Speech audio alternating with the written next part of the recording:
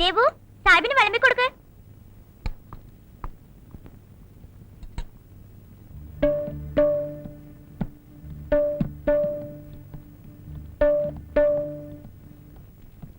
കുട്ടി വന്നത് സാഹിബിന്റെ ഭാഗ്യാണ്.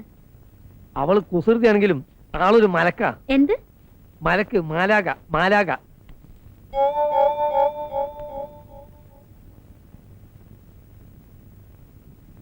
തനിക്കാരോടോ ചോറ് തന്നത്?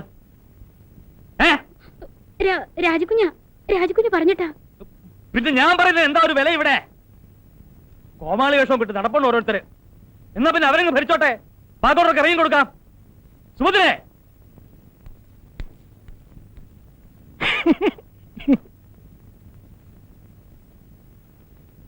ദീപം ദീപം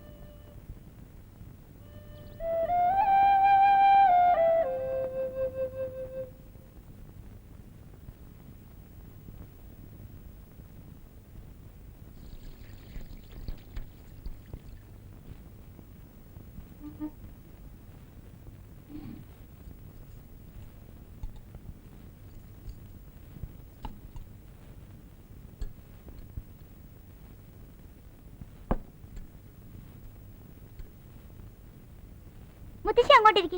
രണ്ടുപേർക്കും ഞാൻ വിളമ്പി തരാം. വേണ്ട മോളെ, നീ ഇരിക്കും മുത്തശ്ശി. വേണ്ട മോളെ. ഞാനല്ലേ പറയണേ. ഇരിക്കും.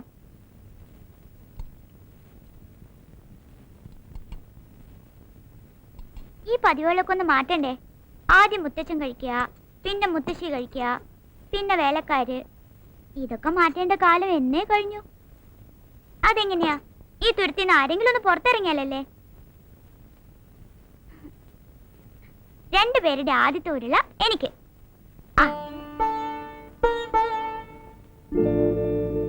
ആ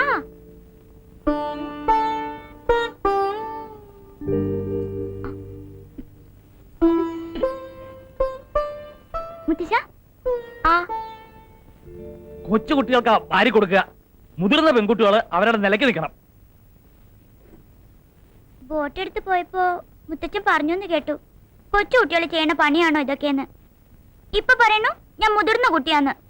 ഇതിലേതാ ശരി?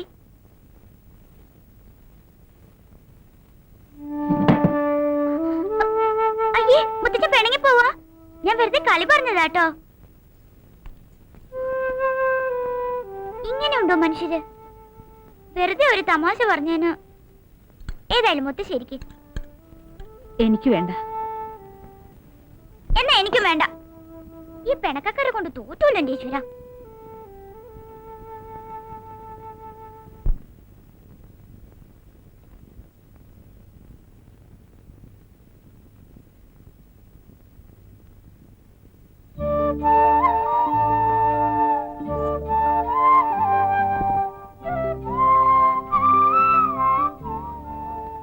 മോളെ,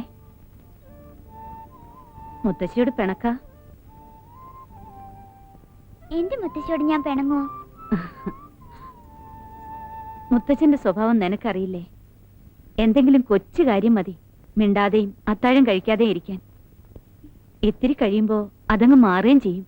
ഇതെന്നെ ഡാഡിയുടെ സ്വഭാവം. ദാ മോളിത് കുടിക്കേ.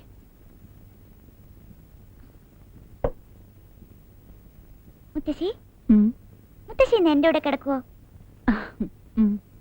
എന്നെ പാട്ടുപാടി ഉറക്കുവോ? അയ്യോ, മുത്തശ്ശിക്ക് പാടാൻ അറിയില്ല മോളെ. നോണ പറയരുത്. മുത്തച്ഛനും മുത്തശ്ശിയും പാടാറുള്ള പാട്ടൊക്കെ ഡാഡി എന്നെ പഠിപ്പിച്ചിട്ടുണ്ട്. എനിക്ക് ഓമന തിങ്കൾ കിടാവോ അറിയാം, എന്റെ മകൻ ഉണ്ണികൃഷ്ണൻ അറിയാം, പിന്നെ ഒരെണ്ണം ഉണ്ട്, അതാ ഡാഡിയുടെ ഫേവറേറ്റ്. ഏതാന്നറിയോ?